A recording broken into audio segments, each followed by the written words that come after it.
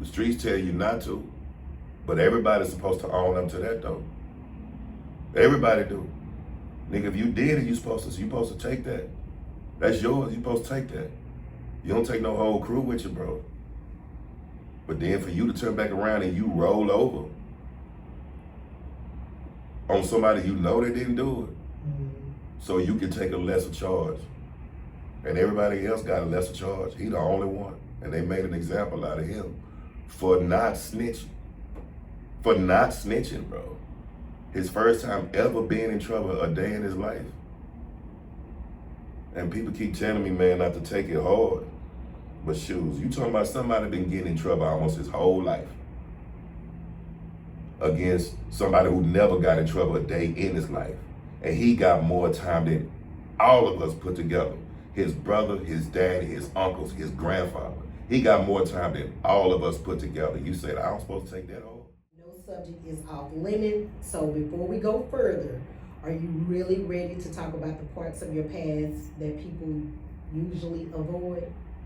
Yes, I am. Okay. Today I am. All right. Now, most places bring you in to inspire, and today I want to understand. Are you okay with being uncomfortable with me? Yes, I'm very much okay with being uncomfortable with you. Okay. Now, if someone walks away from this interview judging you, are you still okay with telling the truth? Yes, most definitely. I know that it's the truth. It might not be good for everybody. I have been judged because of it. You know, when I first got out of prison, I used to get advice from people who would tell me that in order for me to make it, and back then as a motivational speaker, when I first got into public speaking, to not tell everyone that I was an ex-con or that I was a convict, you know. So I used to carry myself like I was trained to in order to do that, so, you know. But later on in life, the truth is much better. It's as simple as that. So you may carry it forward. I'm good with that. Okay. Now let me ask you, what did you do that, well, first of all, before we get into what you did to get into prison, so you're from Dallas, right? What part? Born and raised. I'm from West Dallas originally. Born and raised until 1988. My mother and my father, they moved us to Oak Cliff, South Oak Cliff. And I was a resident there ever since. Okay, so you come from a two-parent household? Yes, I do. Okay, okay. So what kind of kid were you growing up? Hey, you let my mama tell me what kind of kid I was. I was pretty much twofold. I was one of those kids that was raised in the church, you know, mother, preacher, daddy, hustler. So it was one of those things to where we would go to church every Monday, Wednesday, Fridays, even Saturday for choir rehearsal. So I played drums and everything, man. So I was a church kid. But on the flip side, man, from Monday through Friday at school, man, I was hell on wheels, man. Like I was. What's like hell on wheels? Because it got to the point to where my mother and my father would have to take turns taking off of work. So I could go do the parent-teacher conference or the principal, you know, I would be suspended for a day or two and couldn't come back because I was always fighting, or I was always, you know, had to be the class clown. I had to be in the middle, you know, so I was very disruptive, man. I was. So it was one of those things. I was very mischievous growing up, you know. It was like whatever I could get away with, I did it. No matter what it was, man. If I could get away with it, I'd do it. I would go in and I would steal a little bit from the stores. We went to the grocery store, you know, I steal something. So you just want to see if you can do it? I wanted to see if I could do it. That's right. So as a kid, do you remember like what enticed you to like want to do those things? Like why was it, you know, like let me steal these now. Let me see if I can get away with stealing the Snickers. Like what was it about it? To be honest, it really wasn't just me. It was the people. Okay. Right? So it was like I admired everything that I saw in my neighborhood in West Dallas. You know what I'm saying? I admired the pimps. I admired the hustlers. You know what I mean? Like when I was a little boy, before school even started, my grandmother owned like 3 or 4 bootlegs over there because they didn't sell liquor in West Dallas back then. She owned bootlegs where she sold not only the liquor, but she sold the beer, she sold food, different things of that sort, you know. And then she owned a pool hall, right, that was across Westmoreland in Dallas. Your grandmother? My grandmother did that. Okay. Yeah. And so all of her sons, my daddy included, you know, they were hustlers, man. That's all that they really ever knew, was hustling and being in the streets.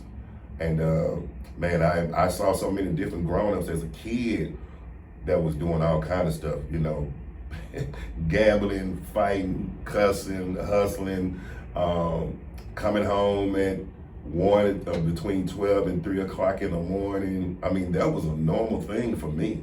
So you definitely did not live like a shelter type life at all. Oh no, you know, it's like I tell people say you have a 2-parent household you grew up in, but you got to remember I was a 2-parent household, but my mother was 16 and my daddy was 17, so was they really parents? You know what I mean? Like more like kids were raised up with 2 kids. You know what I mean? Like that's pretty much what I was. You know, my mother had just turned 16 years old when she had me, and my daddy was a fresh 17. So you got kids trying to raise a young boy, and so they had to pack me around wherever they went, and you got teenagers, so my grandmother and you know, and all of her, you know, all of her constituents, just put them like that, you know, people that was in the streets, you know, so she was a woman in power, so she kept a gang of men that could actually move some muscle that some furniture need to be moved, you know what I mean?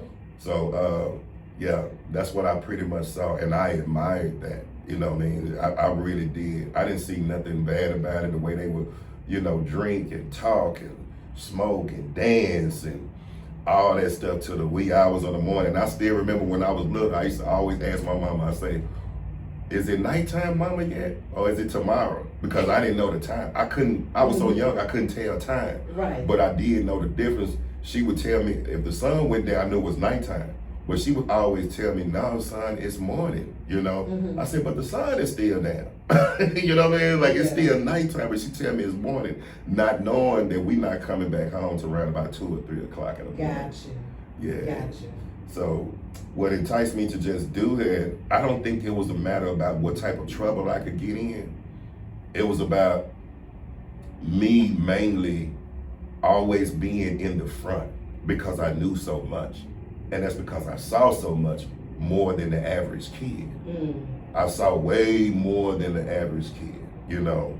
So therefore, me doing these things was impressive to them. And I think by me being the first child and the only child for some years, I liked the response to the things from the people that I would do. And that led down a rabbit hole. Tell me what you mean. Well, let's just say like I'm very charismatic now, but that charisma stemmed from back when I entered first grade of school. You know, mainly when people would come to me and everything, it's like I had to do something, you know what I mean? It's like I had to be that one that was in the front to get all of the attention. If I could say something, do something, be funny, make jokes, scoring on people, whatever, to put me into that front, I was gonna do it, man. You know what I mean? And it wasn't to be attention to be accepted, because I didn't need to be accepted. I had to be in the front. You know what I mean? Like whoever you thought that your leader was, I want to outlead them. Okay. That's pretty much the way it was, because I guess it was like a sense of entitlement or something. Now, were your parents, were they like disciplinaries, or was it because, you know, they're young, you know, you all out all times of the night? I mean, did they just accept that, you know, Mario is just gonna be Mario, we ain't gonna, we gonna do the parent teacher conference thing, but Was it a big deal for with them that you were getting in trouble and stuff like that at school? Oh yeah. Oh yeah. They did not play. Okay. They did not play, and which made me think that something might have been wrong with my daddy. Used to think that something was wrong with me, like, man, something got to be wrong with this boy, Yeah. We up here, we giving him whoopings. He loves sweets. We putting him on punishment, taking it away from him. We discipline him and everything. And my mama used to try to just beat the black off me, man, for real. And everybody used to know that, hey, if Miss Butler is coming, they already know who she coming for, and this boy finna get it when he get home. And sometimes she don't even wait till I got home. Sometimes she will beat my butt in that classroom. I still remember, man. Okay, so you was one of those kids. Yeah, man. When she'll come into the classroom with a belt already in her purse. Like, golly, man. So, but it didn't stop me though. You know what I'm saying? It's like, that's the part that got me. It didn't stop me. So what was the first thing, like, before we'll get to like the prison part, but like, what was the first thing, like, you got in trouble where like the police was involved? What do you recall what that was? Yeah, the police didn't start getting involved in my life until I ended up running away from home at age 14. Oh, why you run away? Shoot, I just got tired of just being there, all right. Home we life said was okay. Like, you said what now? I said your home life was okay. Nah, man, it wasn't. Okay. It wasn't okay no more. When we moved from West Dallas to Oak Cliff, that's when my life truly changed. All right. See, I didn't know that we were poor. Right. I didn't know that we were poor because everybody in West Dallas was pretty much poor. Okay. Everybody wore like I do right now, not no jewelry, not too much jewelry and all that stuff like that. Like mostly everybody in West Dallas, we wore a clean t-shirt, nice pair of jeans, and some type of shoes. Gonna be some Jordans, some Air Force flights. You know what I'm saying? It's gonna be something like that. Shell toe, Adidas. We always had nice shoes, jeans, and a t-shirt, and that's pretty much it. Like West Dallas, we was mostly known for just being tough. You had good tough leadership or fighting skills or something like that. That's what we was recognized for. But now you had a grandmother who had 3 businesses, so how would? But see, that's the thing. Here's the thing. We need to back up for a second. Okay. When my daddy went to prison, I was born when dad was 17. I don't know when he first went to prison, but I remember how old I was. So you gotta count. He had to be like either 21 or 22. Okay. All that money that we used to get stopped. Oh. Because when my daddy first went to prison, my mama went and got saved. Yeah, she went and got saved. She went to church and changed her life because she wanted to do something that was right for her children. That's when I first got introduced to church, like, period. But in order to do that, my mama had to get away from. So she was mostly trying to do the right thing. You know what I'm saying? So while my daddy was in prison, my mama kind of like separated us from visiting our grandmother, and it hit my dad's side of the whole family, which required us to actually struggle, which means that we had to do without it wasn't no more late nights, it wasn't no more clubs, it wasn't no more seeing no more gangsters and hustlers and stuff like that. It was go to church now and come home from church and go to bed so you can go to school in the morning. Like my mama was really adamant about trying to make sure to put some positive influence in our life. So real quick, how did you feel about being separated from your grandmother and that side of the family? I didn't like it too much. I really didn't. I missed them. Okay. I mean, we missed them a lot, man. You know what I mean? Like, and after a while, we started, asking could we go over there and everything. And my mother would take us every now and then. But it wasn't that everyday thing at all. So we went to another side. We moved out the projects, West Dallas projects, which where everybody lived, and we moved into the houses in West Dallas across Singleton. You know what I'm saying? Because she wanted to try to implement some wholesome type of living, and so therefore that's how everything like started. So now we got to live off of one income And you talking about my mother, which was, I think she started working like a intern or low internship at a bank or something, and it was called First Texas. Okay. And from there, we had to make it off that one paycheck that she had. And how many other siblings do you have? I have a younger brother and a younger sister. Okay. One of each. So at 14, you're saying family, you know, life at home was not good, and this is due to money, financial issues, or Yeah, whatever? man, it was due to financial issues then. So the only one who can really like verify or confirm or attest to what it was like before my daddy went to prison was me, because I'm the oldest. I'm 4 years older than my sister. Okay. Right. So she don't really know the change, you know what I mean, that really happened, but I do, because I was old enough. But I recognize the financial things that went on, because now we went from wearing brand new clothes and stuff like that every day to now we wearing like hand-me-down clothes and stuff like that. Yeah. Clothes that was handed down from our older uncles and stuff. Her brothers and everything was giving us clothes so we can go to church with and stuff like that. So now it went from me being mischievous to part of my mischief was just trying to fit back in, because I couldn't afford the clothes that people had. Gotcha. And they used to laugh at me like a mud too, boy. So when you were 14 and you ran away, where did you go? But when I ran away at age 14, it was three people back then that was a real influence in my life. There was this one when I went to Maceo Smith. There was one guy, his name was Ismail Bass. Okay. Man, he was cool as hell, man. And the other guy, his name was Ebo. May he rest in peace.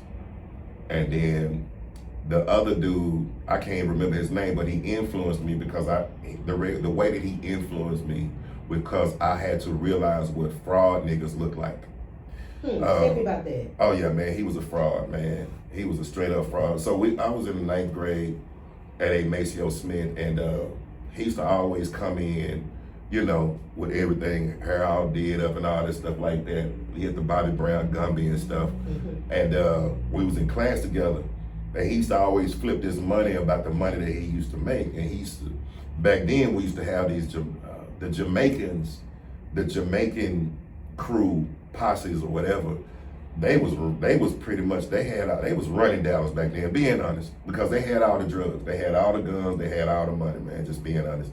So anybody who would brag about working with Jamaican or for Jamaican was cool, and he claimed that he was one of them, you know what I'm saying? And so one day Ebo came in there one day, and I'm talking about just beat his ass. I'm talking about beat him down so bad, man, because he got busted for lying.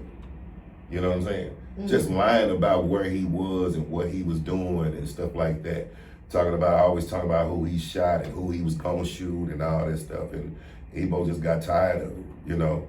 And Ebo charged him up and beat him down, dared him to do something. So I dare you, go get your boss, man. Go get it. Let him know I'm gonna be right here. Stayed in that parking lot, at the Maceo Smith parking lot, man, waiting for somebody to come, never did come. Turns out, old boy, man, he ended up changing schools, because now word got around that this dude right here was just a big old front. He ain't have nothing, he ain't want no smoke.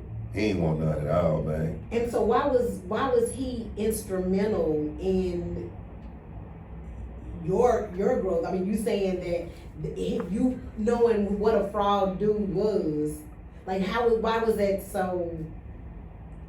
Well, you gotta remember, I was a church kid after a while. Okay. So back then, I went from being, as a little kid when my dad and them was in the streets, I never saw inauthenticity. I never saw fakeness. Gotcha. You know what I'm saying? Gotcha. So I didn't know, I thought that whatever you told me, that's what it really was. So I thought that he was really one of those dudes that was actually, you know, getting this money, you know, getting these girls and owning these traps and stuff like that. I'm thinking that he was one of them. You know what I'm saying? It turns out he wasn't. So it just let me know. I see a lot of people like him to this day. You know what I'm saying? But he was the first one that ever just changed my mind. Like, man, not everything everybody tell you, man, about what they doing is true. You know, that was the first exact person. You know what I mean? And so, yeah, but Ebo, man, he was a real influence in my life as far as like getting money. You know what I'm saying? Like really wanted getting money, because he lived like I lived. You know what I'm saying? He lived like I lived until he decided to go ahead and jump off that porch one day, and man, he didn't look back. So at 14, you ran away. Now, how did the police get involved, or how were you?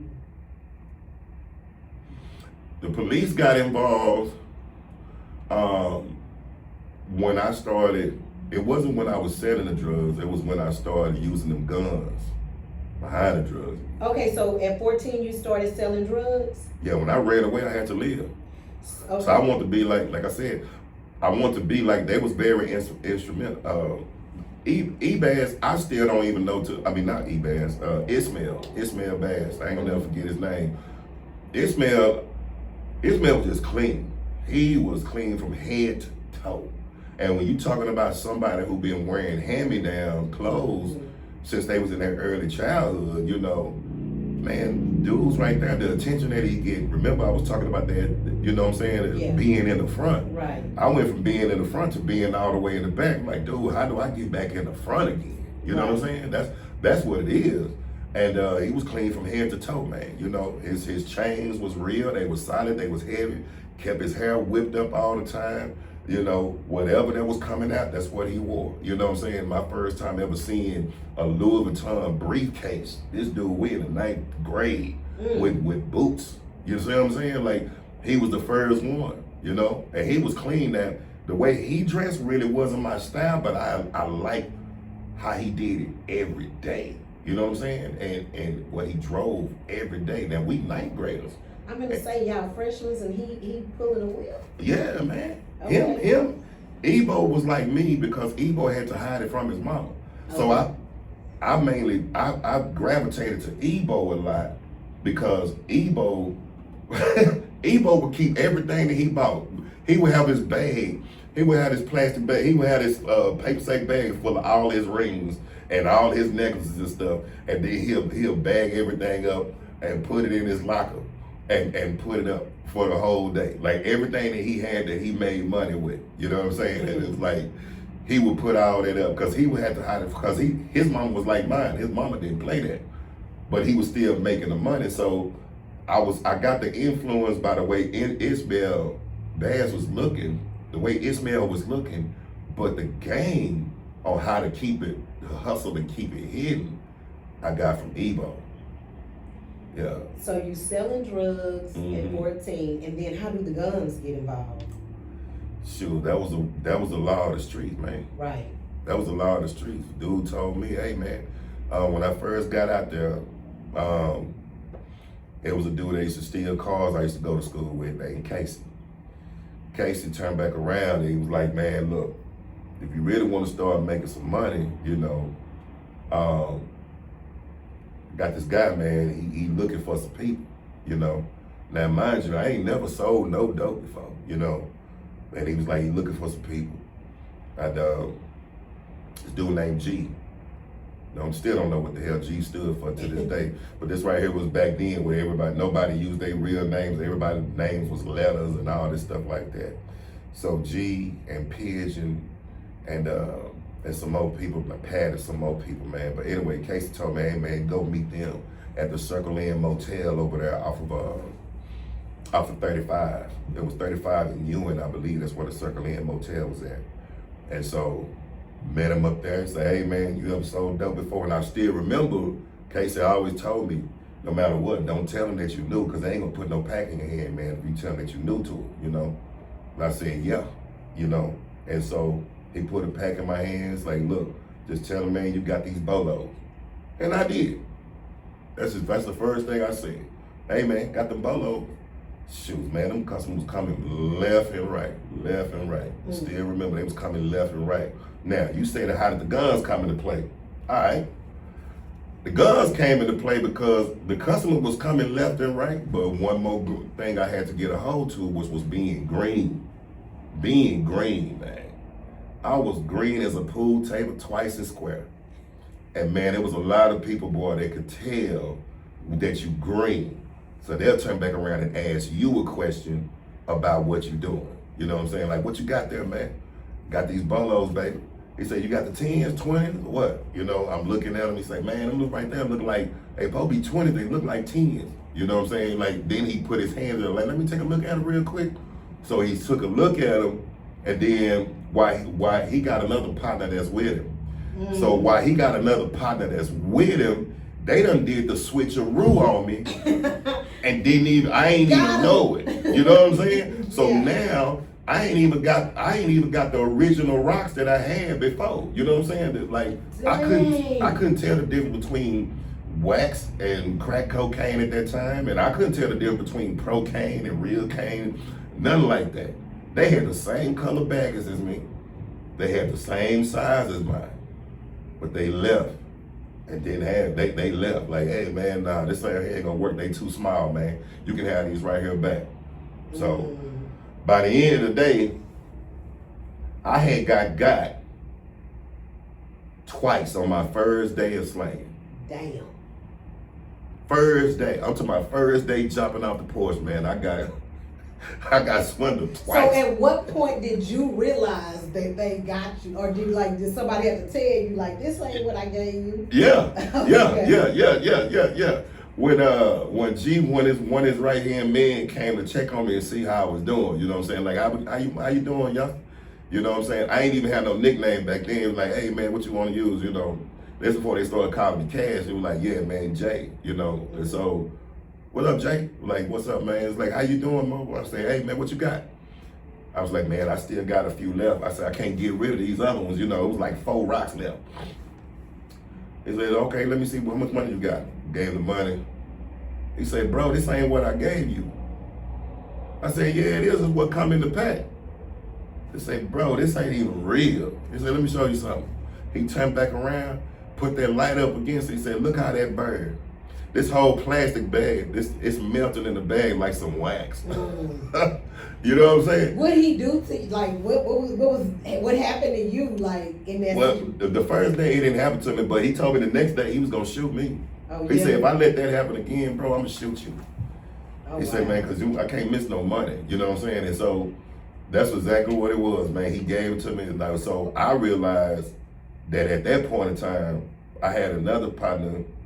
Casey said, man, you might need to get you a gun, fool, you know? And so that's what he gave me. He got me a 20, my first pistol was a chrome 25 with a wooden handle. I ain't gonna never forget it. 25 automatic pistol. That was my first pistol. And man, what they do that for. Why? You had power with that gun, you felt like you was 7 feet tall then? Yeah. Because no matter what happened, I was gonna pull it first. No matter what happened, I was ready to shoot it. I was ready to shoot it. You know, and no matter what. See, I'm gonna tell you something. That's when you first get a gun, it is about protection. Like old boy said, man, that he was gonna shoot me. You know what I'm saying? If something was if I come up short again like that, right? And so, but after then, it ain't about protection no more. It's about I wish a nigga would. You know what I'm saying? It's some of that. You know, I wish I would see anything. Anybody jump, anybody do something, you say something out of line or whatever. And I could fight. Cause you know what I'm saying? I come from a neighborhood where everybody fought. We fought our problems out, right? I ain't need no pistol cause we came off the shoulders. You know what I'm saying? Where I was from, we come from the shoulders. Ain't no such thing as shooting, you know? Right. But when I moved out there and I found out how real it was, man, with these pistols, like these dudes will kill you for real, you know? And I really did it, man, when my partner that I went to church with, when he got killed. You know what I'm saying? It was like I didn't go without no pistol since. So how did the police get involved then once you started having the guns? Like what happened that led you to the police? Well, all right. So it was this guy when we was over here in Broadmoor, Bridegate's apartments over out in Westmoor, right? And I forgot which game it was. I think it was either Kimball and Carter. It had to be, it was Kimball and Roosevelt, or it was a Kimball It was a Kimball and Carter. Either way, it was one of those rival high school games. That's what it was. And after the game, there was a block party. Now, mind you, I'm still 14, man. You know what I'm saying? Mm-hmm. Well, you know. And so, dude told me one of the first rules that I ever learned in my life. And his name, dark-skinned brother named Skumu. Mm-hmm. Skumu told me, what they call him, Spoo now, Spoo, Black Spoo. Spoo told me, this day right here is something that I never forget, and I'm gonna tell you the reason why. All right, so everybody drunk, everybody listen to, you know, we out in the parking lots and stuff like that, man, got the music out, everybody in the parking lot area, walking around, everybody drinking and stuff like that. It's pretty much like wide open after the game. So what happened was I got the little 25 in my pocket. I'm so drunk, I'm trying to pull the 25 out of my pocket and blast a hole in my pocket. What? Yeah, the gun went off in my pocket. That's how it was. I'm drunk, everybody else drunk, you know what I'm saying? The gun went off in my pocket. When the gun went off in my pocket, the bullet ricocheted off the ground. And when the bullet hit the ground, I heard somebody yell, "Oh! Oh!" He hollered. I done shot a dude in the leg. No. Yeah, man. Shot a dude in the leg, man. And so, when I shot him, I tried to explain it was an accident. You know what I'm saying? So, dude was telling me that he's saying it. You know what I'm saying? Like, you gonna have to finish that. I'm gonna kill you. You know what I'm saying? Like, you gonna finish that. And then he going back and kin folks and stuff. I pulled it up, so now I pulled it all the way out. Like, you ain't shooting nobody here. And then Spoo said, "Hey man, you know when you pull your pistol out, you know you gonna have to shoot it, right?" I think that's when my life started to really like turn, man. Because I shot it now, I ain't wanna shoot it. So you shot him? Yeah. Is he alive? Yeah. Yeah, he's still alive. Okay. So this is why now you dealing with the police. Yeah. So what kind of trouble did you get in from that incident? Like what happened in terms of that police that first incident right there, that I didn't go to juvenile for that. You didn't? What happened? I went to juvenile because I was inside of the trap when the police decided to raid the trap. Okay. When they decided to raid the apartment. But I didn't go to juvenile, not for that. But did anything happen? Like did any consequences happen from that legally? No legal consequences happened from that. Well, now after you shot this dude and he didn't die, like you wasn't in fear of that, some street justice was gonna come your way, or did it come your way? Well, it depends on who you was connected with at the time. I was connected with some people that was in the streets. By me being, remember I said the dude that got me in the streets? Yeah. Well, they had a big clique. Okay. Huge. And they really ran some stuff, like from here to California, which is how I ended up going to California. They ran some stuff, you know what I'm saying? They ran the barbershops, they had the detail shops, like the first detail shop that was over there in Oak Cliff off Lancaster came from them. Okay. The one that was red with the yellow trims and all that stuff like that. Like all their little stores was named after them and stuff, you know what I'm saying? Okay. And they had a huge clique, man. So it became on. So they couldn't touch you. Nobody could touch you. Nah, you want to be that, or you want to be. Okay. You know what I'm saying? It's either you want to deal with that, take your hit and keep going, or you want to go because you shouldn't have threatened. So that's the whole thing about it. He threatened to kill me behind the accident. Okay. But the accident turned into something that was on purpose, which he still wasn't killed. You know what I'm saying? I'm a youngster, man. Even number 25. The 25 hit your accident in the leg. Okay, man, scrape it out. Yeah. Now you got the other bullet, you know what I'm saying? It hit you, but it didn't kill you though. You know what I'm saying? Like I wasn't trying to shoot to kill. I was just trying to shoot because that was just, I learned the first code. If you put it, you gotta, if you put it out, you gotta bust it. Otherwise, it's gonna come back on you. You know what I'm saying? It's two things. You don't never tell nobody that you gonna kill somebody. You don't never tell them what you gonna do. You just do it. And two, if you don't never just put it for no reason. If you put it, you better shoot it. Yeah. So okay, you in a trap get ran in. You go to juvenile for that. How long were you were you in juvenile? My first stint in juvenile, I believe, was like 30 days. Okay, so how many stints did you do in juvenile? I did a lot of stints. Like for what kind of offenses? Most of them were always possession of some kind of controlled substance with intent to deliver. Okay. And possession of an unlawful or automatic weapon. You know, it was always a possession of weapon, and it was only one time that I went for assault.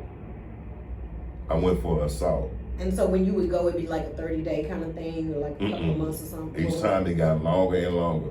And What's right, the it longest was, in juvenile? I went to the boys' home. Yeah, I went to the boys' home. I stayed in the boys' home for like a year. Wow.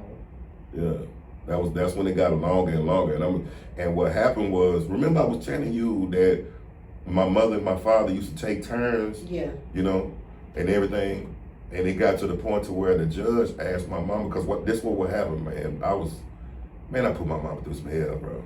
I ain't gonna lie to you. I did. It got to the point to where I'd do my little hot 2 weeks, 30 days to my court date, right? And when my court date come up, they always leave you into the responsibility of your parents, you know? And that's the reason why drug dealers were so easy to hire young people like myself, because if something ever go down, they can take the charge because they'll be out in 30 days because their parents don't get them out and they'll be right back on the street, right? And so what happened was, it's like my mama, the judge asked my mama this one question one time, I ain't gonna never forget. The judge asked my mama, if I release him into your custody, can you promise me, or do you believe that he will stay under your custody when he get out this time? Now I want you to think about it now. That's what he said. I want you to think about it. So you know my mama been in church, she gonna tell the truth. She ain't gonna lie. Right. You know what I mean? Because before then, what would happen is, as soon as they release me, I would stay home for 2 days and I would instantly go back into the streets. I would go right back into the streets. Just straight up break my mama's heart. Boy. That was breaking her heart. Because I wouldn't stay at home number like 2 or 3 days, man. I'm going back to the streets again. Until she got to come get me out of juvenile again. I did that a lot of times, man. A lot. So this time my mama, she was tired of it. And she said, honestly, Judge, I really don't believe that he gonna stay at home. And the judge said, I don't either. Based on how many times that you done been here, I don't either. He said he sentenced me to however many years that was, and I went to the boys' home. And I stayed there for over a year. Was you upset with your mom for telling him that? I was very upset. But was she lying? Right. Because I wasn't gonna stay. I mean, based on the past history, I was already too in love with the streets now. So it's too late. You're going through in and out of juvenile. Did you get to graduate high school? Nope. So you didn't graduate. I got my GED in prison. Got you. So what age were you when you started doing, like, when it was no more juvenile, you know, and you getting, you know, real charges? Like, how old were you at that point? Soon as I left the boys' home. Really? So none of the being away from the streets for a year didn't change your mind at all? Nah. It didn't change my mind at all. Being away from the streets. I loved The streets. I love the streets. What I did you love love about it? everything about the streets because I was in it, you know, since age 14 now. And So at this point, you in the front. I'm in the front, baby. Right. I'm back in the front. Yeah. You know, I know how to run it back and forth. It's like, okay, so I'm one of the few people in West Dallas that knows how to fight and never took a professional boxing course. Okay. Right? And I'm saying this because I'm trying to give you a story. Okay. The reason why I know how to fight good now is because I got beat up so many times by people that already knew how to fight. Like, I got my butt whooped in West Dallas so many times because I couldn't keep my mouth shut. I always had to scope and all this stuff. And especially when we start wearing, you know, the hand-me-down clothes and all that stuff like that, man, I was always getting. But every time I fought, I got better because I knew what not to do. And the same thing when I started in the dope game. When I got in the streets, I told you my first day, I got twice. Mm-hmm. So I knew not to do that no more. But that doesn't mean that I was going to continue to just now I'm on my A game. Nah, man, I had to continue to learn. You know what I'm saying? Yeah. The second day, I got by a woman. You know what I'm saying? Okay. I got by a woman. Tell me some kind of goddamn crying story and all that stuff like that. She never came back. So, you know, it was a lot of stuff I just got, you know, and then I got better and better and better. So by the time I'm 16, I'm a veteran in this thing. Okay. You know what I'm saying? So Yeah. now you let me out at age 17. Oh shoes, man. I'm more. I ain't OG status, but I got an OG mindset because I done been in it. You know what I'm saying? So all the other 16, 17-year-olds, you ain't got half the knowledge I got. You ain't even got half of it. So now I'm running things. You know what I'm saying? I know what it's like to do stuff. You know, and so I got back in it and really started making money. Really making money. So Yeah. what was you buying like back then? Like, Well, when I first got started in the dope game, I was up there buying what I thought everybody else would buy. You know, clothes, just like shoes. yeah. Yeah. You know what I'm saying? It's like, but me looking at some of the OGs back then that was buying, investing and trying to buy like the real estate, Mm-hmm. you know, they would buy shops, they would buy details and car washes and, you know, clothing stores and all that stuff like that. I always saw the business with the street life, you know, because back then everybody knew that, hey, you just can't sell dope forever. You got to put it in something in case you get busted, and you gon' get busted, you know. That was the whole thing about it. Are you smart enough to make as much money as you can and put it in something else? Mm-hmm. You know, my grandmother taught me that. My grandmother told me, this is what she told me. She said, put some money to the side. That's what I'll never forget when I turned 18. When I turned 18, my grandmother told me this. Because first she wanted me to join her little family ring Yeah. of stuff. Like, yeah, you can go ahead and own one of your own bootleg houses if you want to. I'm looking at her crazy. I don't want to sell no beer. No, you know what I'm saying? Like, you know how much money, man, I'm making off this drop, you know? I'm selling no beer, man. You Like, know? how much money were you making back then? If you could estimate. I can tell you this one thing. I know what it's like to have over $500,000 at one time. Really? Yes, really, literally. And I got some people that can still vouch for me right now. You know what I'm saying? Like, really right now. Because they saw me sit up there and count. I was making $1,000. I was making $1,000 every time over, like it was in like 30 minutes. Wow. Every 30 minutes they saw me. They saw it because of what I had. Now, So mind what you doing? Just blowing the? You just blowing the money? No, this is what was happening to me. If I knew I wasn't going to be able to stay with it, and I couldn't put it nowhere, I always knew I was going back. I knew that I was going back. I always had this thought that I was going to be dead by the age of 25. So I never prepared for no life that was going to be past age 25. Gotcha. Never. So while I'm 17, 18, stuff like that, it was like I'm either going to get locked up or I'm going to die. One of the two. I knew it, so I was never afraid of it. I was never afraid of being locked up, and I was never afraid of dying. Ever. Okay. So if I knew that, I never prepared for it.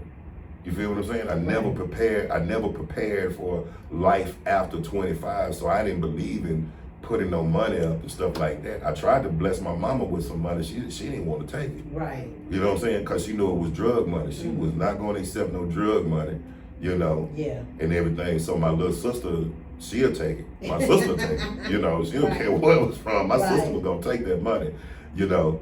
But I didn't prepare for it, so I'm doing like everybody else. You know, I'm buying nice cars, shoes, jewelry. But I think what boosted me up in the business was because I was always taking care of people. I always believed in taking care of people because that's what I saw. I saw my grandmother doing it when she was hustling. She took care of the whole block.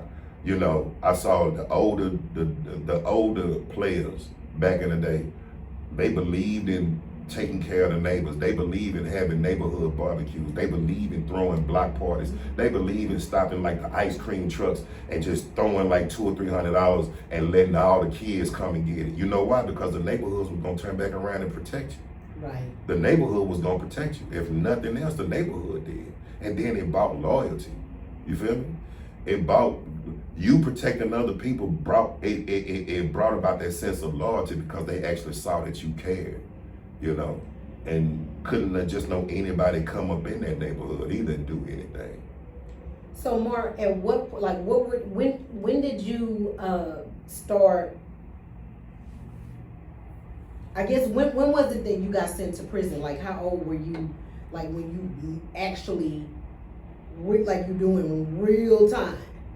I was 18 and a half. 18. What was the charge? Same thing.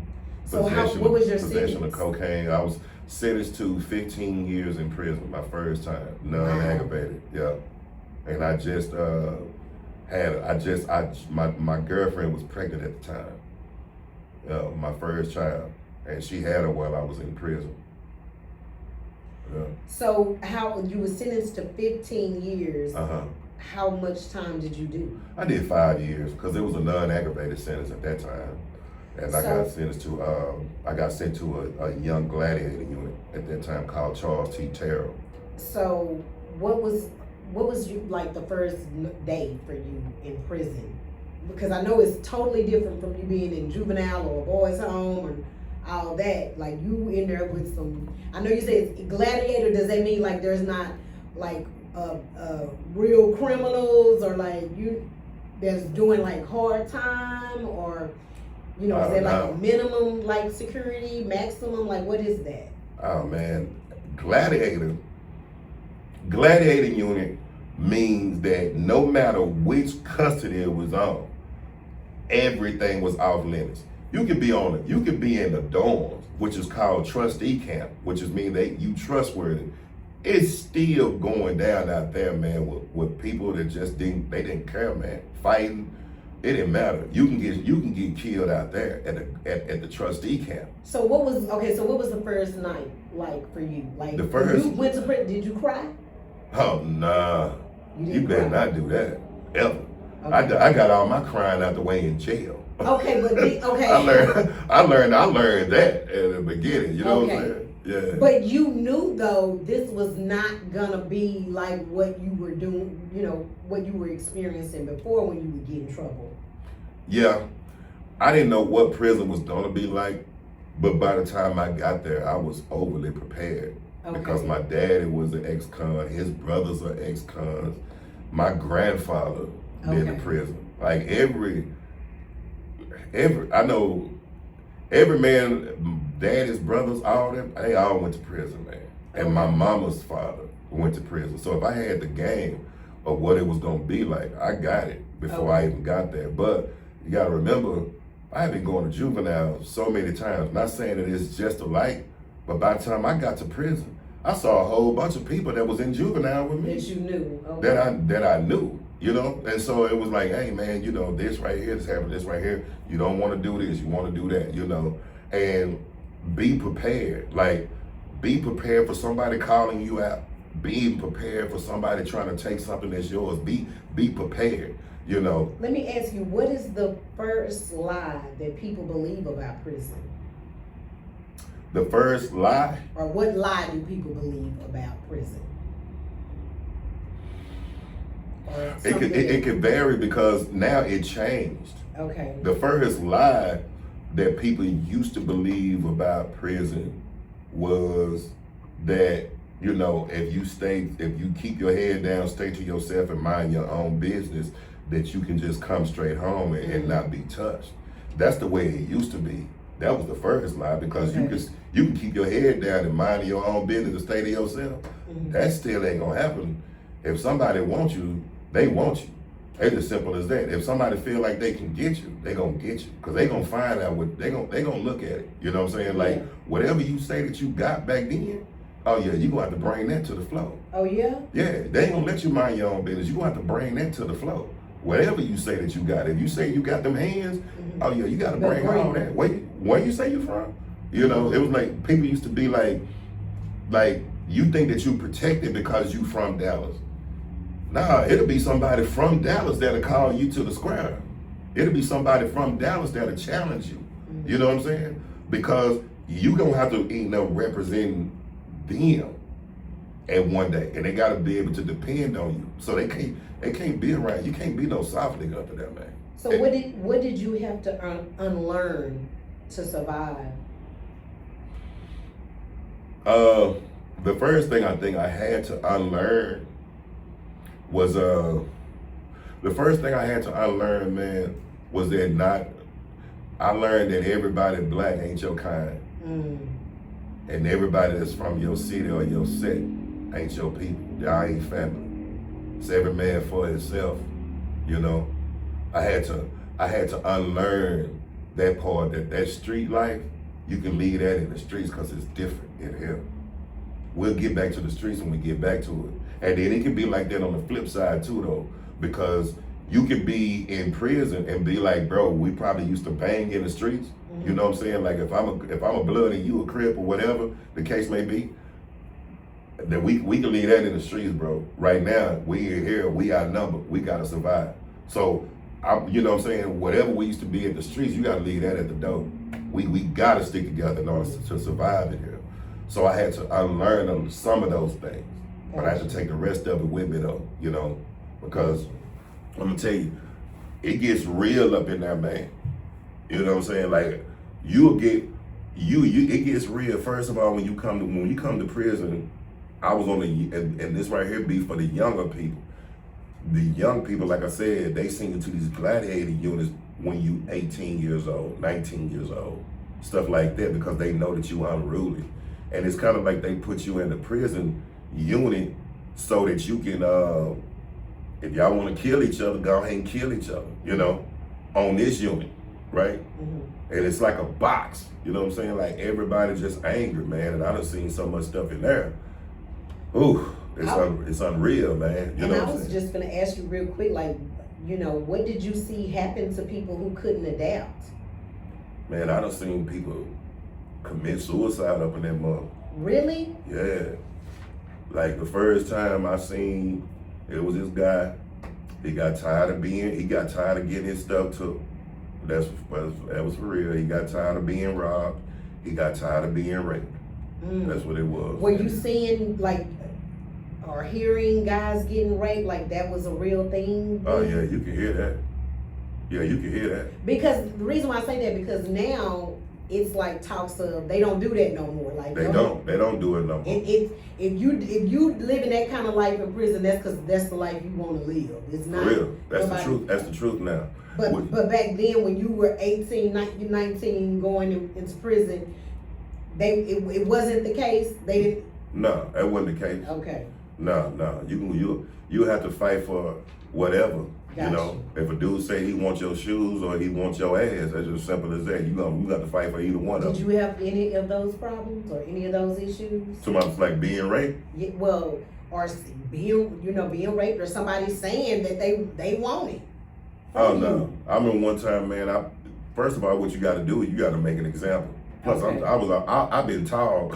Shit, I've been big and tall since the 6th grade. Okay. You know what I'm saying? Like busting out all my clothes and stuff. I'm pretty sure I'm very unattractive. You know what I'm saying back then. But one thing about it, you can play that what they call this, man.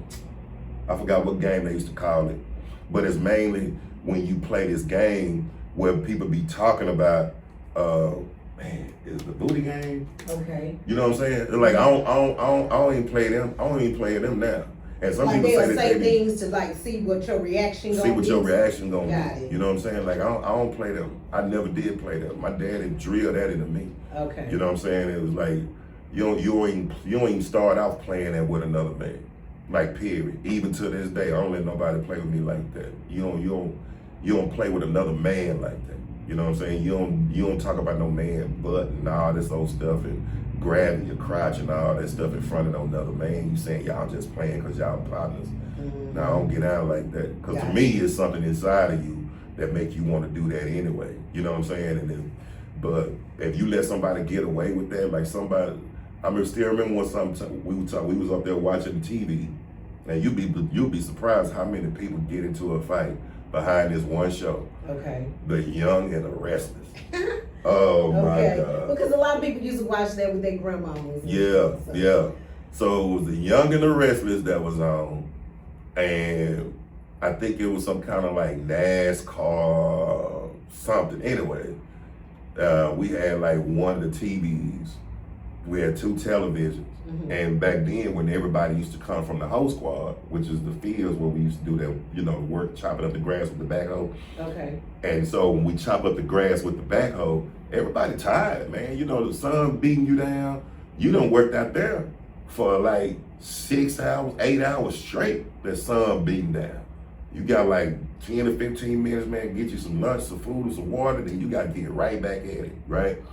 And so when you come back in, you beat down, sun done fried you to death, you just want to take a shower, sit down, watch some TV before you go to sleep, before they call child again, which would be, by that time, it'll be dinner, right? Mm-hmm. So they call their third child. So anyway, we sitting down one day and watching TV. It's a big homie sitting up there in the front, on the front seat. And when he's sitting up there in the front seat, he watching Young and the Restless. And it's a white boy, big old tall white dude on the, I guess he represents like the Aryans or something.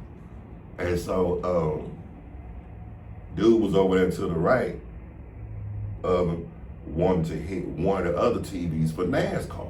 Okay. So, dude want both of the televisions on Young and the Restless, because that's what they usually watched every day was Young and the Restless. Mm-hmm. And so dude's like, hey man, you have to turn that volume down, or I'm gonna turn both of them on Young and the Restless. That's what he told the white guy, because the white guy trying to get the TV turned on NASCAR, mm-hmm. one of them, but he want to turn the volume all the way up, because you don't need no volume, man, to see no goddamn cars running around no circle, you know. But old boy was serious, and so I was like, say man, dude up there talking about, man, turn the volume down. White boy was like, shoot, I got just as much right as he does and can turn them up just as loud as he can, It was like, that's what one of the televisions, man. We already said, and he talking about him and his crew, because back then, everybody got races, everybody got crews, right? So he's talking about him and his crew, which is the Aryans. They already called it that day that they was gonna be watching NASCAR, and they supposed to have an understanding. Well, she was Big Lacey, he wasn't trying to hear that, right? And so Lacey was like, say man, if you ain't in this, close your dick suckers until we finish talking. And I was like, I looked at him, and I was like, did he call this dude? Did he call him a dick sucker? Like, what is he? You know what I'm saying? Like, because I'm still fresh in it. Like, what is he gonna do? You know what I'm saying? Like, man, that dude came back. It was strap him up time. You know what I'm saying? It was strap him up time, because you don't never invite another man to your private parts unless you ready to bag it up. That was my first time just seeing it. Dudes try to play with me like that. I instantly learned right then. You go ahead and strap that up. Yeah. You strap that up. You know what I'm saying? I don't care. Even though Lacey was bigger than him and everything like that, he was like, man, you finna have to look at that, because I can't let you disrespect me in front of my brothers knowing that. And it was all about respect. back then. You know what I'm saying? It's all about respect. And the respect is, if you let one person get away with it, it's gonna be a whole flood of other people that's gonna come around and try to do that same thing too. So you gotta make an example out of that one. Right. You know what I'm saying? Even if you don't want to, you got to make an example out of that one to send a message to everybody else, so that, you know, in case they want to try it too. You got to. Now, doing that first 5, do you feel like, you know, people had moved on without you? Did you feel abandoned by you? You did? Yeah. Like, what was the first indication for you that, oh damn, like, they done went on? Shoot, man, my baby mama. She was the first one to jet up. My mom and my daddy, you know what I'm saying, everything, but she was the first one to jet, man. Like, when she had the baby, as soon as she had the baby, she brought my baby up. She brought my daughter to come see me like 2 or 3 times, you know. And then after a while, and then my mama and my sister told us, like, when we come see him this time, you better tell him the truth or we gonna tell him. So evidently she had already moved on to some other guy. Oh, okay. But she was still trying to bring the baby to come see me, you know what I'm saying? But I ain't even know it. I'm up here writing letters and all kinds of stuff. So you was surprised? Yeah, I was surprised. Oh, okay. Yeah, I was very surprised. Cause I was still young. Hell, I'm thinking I'm thinking people actually gonna wait for you to come back. Right.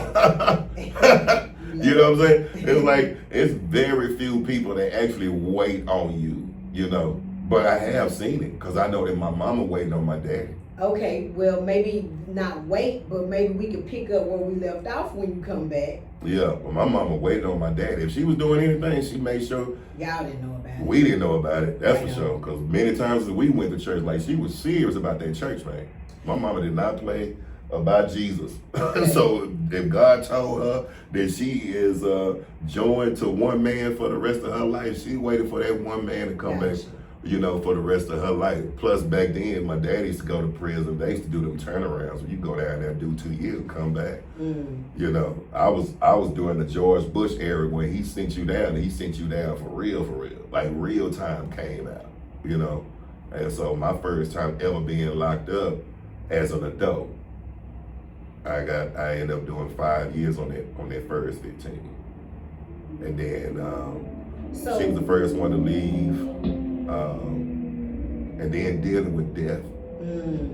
Yeah, dealing with death. I think that you know, that kind of hit me. You know what I'm saying? Now, what's worse, like your first year in, or the last, your first year, or your last year inside? Doing that first 5. Doing that first 5. Yeah, which was worse? I think it's the to me, that first year, getting adjusted. Okay. Was always the hardest. It was the hardest for me. The first year. By the time that 5th year came around, man, I was a pro. I was a professional convict by the end of that 5th year. And I say that because now, not saying braggingly, like I know how to survive, I know how to thrive, but I'm going even deeper because now I got guards working for me. I done brought the streets into the prison. You know what I'm saying? Like I got prison guards working for me down there. You know, bringing in stuff, moving stuff here and there. You know, I don't really even have to fight no more. You know what I'm saying? It's like I done got on there and people start finding out I could rap. So now we up here, I'm, you know, throwing rapping and all that stuff like that. I'm gambling, like I'm doing everything. Really ain't learned nothing while I was down there, to be honest. Okay. Not that first time I did. I learned how to get smarter, if anything. I learned how to get smarter at my craft. You know, I was down there learning how to make meth. Something I ain't never cooked before. In prison? Yeah, in prison. Okay. I mean, you got people down there that'll teach you. You know what I'm saying? Like, But how the hell are y'all? I mean, what are y'all? How you? That cause wouldn't that be like on the job training? Like you making it? How how y'all getting supplies? Well, I'm not cooking meth in prison. They just telling you. But they telling me the formula. What to do, right? Yeah. Oh, okay, they giving me the formula. I had a formula how to do that. I already know how to cook cocaine. I know how to cook that raw. Okay. I already know how to whip that, but I wanted to get into the other stuff. I wanted to learn how to whip meth. I wanted to learn how to grow marijuana. I wanted to learn how to grow my own weed, like the right way, not the backyard stuff. I wanted to learn how to grow it myself. You know what I'm saying? It was people down there that would teach me, and it can be a college in both ways in life, in prison if you really want to. And that's what I got a hold to at that point in time. The first time, like I said, I didn't learn nothing because it wasn't nothing about bettering yourself on the gladiator unit. It was very few people, man, that was there to be a positive role model. Got you. Now, there is a quiet reality people don't talk about, the relationships between inmates and guards. Like, how real is that? It's very real. That is so real, man. And when those relationships happen, is it about survival? Is it about power? And who's really in control? Is it the inmates or the guards? The guards are really in control, but the mind of the inmate is powerful. Okay. See, in order for an inmate to really influence over a guard, two things have to happen. Mm-hmm. That guard life is really in shambles. They have nothing else going for themselves on the outside. Something else inside of them is very infatuated by the life of a prisoner. It just infatuates them. It don't scare them. Like when they first go through the academy, they teach them to be very afraid and protective of their life. But you got some that just play their role because they just trying to get inside around their own people because they infatuated with it, right? Whether they be they grandmothers or grandfathers or uncles or brothers or somebody who's already been incarcerated before, like they infatuated with that life, man. And so once you find that one person who is, like it was this one guard, man, he wanted to be he wanted to gangbang. Okay. Right? He was Hispanic. But he was a Hispanic from California, which is where my people, when I first started working for and stuff like that, they was originally from. And so once I saw them, they taught me everything I need to know. I knew everything I needed to know by going back and forth to California a lot. So during this time, I already knew what we was doing, what the laws were. I knew what the original literature was. I knew about different gangs, their history, everything. And so for me to just teach him history, he was willing to work for me. Just to teach him his history, to teach him his knowledge, because he wanted to take it back to his own hometown. Teach him his knowledge, teach him what to do, and because there was so much stuff that was in Texas back then. You had people that was gangbanging and not even knowing which side of the flag to hold which side of the pocket to hold a flag up under. Gotcha. You know what I'm saying? Like they didn't know if they was banging to the right, to the left, over the moon, under the moon. They didn't know how many bricks in the pyramid. They didn't know none of that stuff, right? But they was willing to die for that color, though. You know what I'm saying? They was willing to die for that color, We're not knowing half of their literature. Half of it came from Chicago, the other half came from California. Like, you just mixing stuff together. But for me to know it and then teach it, it puts me back in the front again. Gotcha. You know what I'm saying? So it would be people like that, man, that actually just did not know. They become infatuated to a degree, and to where losing a job is one thing.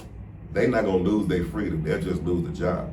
We'll lose our freedom if we get caught, right? We'll probably get some more years added to us. If you caught with a guard? Get caught with a guard, yeah.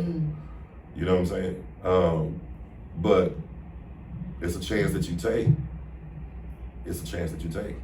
You try to live as close to reality of being free as you possibly can when you in there.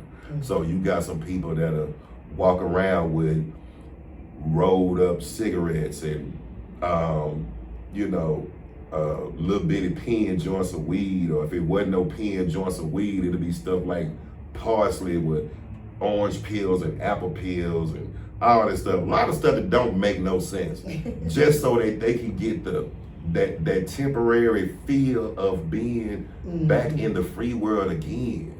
You know what I'm saying? Yeah. Like, it was a lot of people, and me too, myself included, would sit there and be dumping all that, the bread and the fruit and all that stuff like that with the yeast and everything, trying to making that homemade wine. Oh, wine. Okay. Making that homemade hooch. You know what I'm saying? Big bags of it too. Just for that feeling, just to sit back, put them radio on for a minute, sip that drink, and just for a minute, even though it's not gonna last long, just take me back to the feeling of being in the free world again. And that'd be a chance you'll be willing to take, And I've been there, I've been, had male guards working for me and female guards, had built relationships with them and all kind of stuff. Hell, I took one home with me this last time. Oh, really? Yeah. Oh, okay. We're going to get to that. Let me ask you about this, though. What did prison take from you that you'll never get back, besides time? It'll never give me back my relationship with my daughters. Okay. Yeah. It'll never get that back with me. So, I'm sorry, I didn't mean to cut y'all, but so you did the 5 years the first time, you get home, you've already said it didn't rehabilitate you doing that first 5. You just learned how to be a top-notch convict at this point. So you get back out and you hit the streets again. I did. I got back out, but I tried to do better. Okay. So what made, if you didn't feel like it rehabilitated you, what gave you the mind to say, well, I want to do something different or something better? Because I had a child. Okay. Yeah, I had a child. So now you come home, your daughter is how old, 5? Yeah, she's 4.5 going on 5 years old when I come home. Yep, she's 5. Okay. Yep. So how long were you home before you went back again? 5 years. Okay. Longest I've ever been free at that time.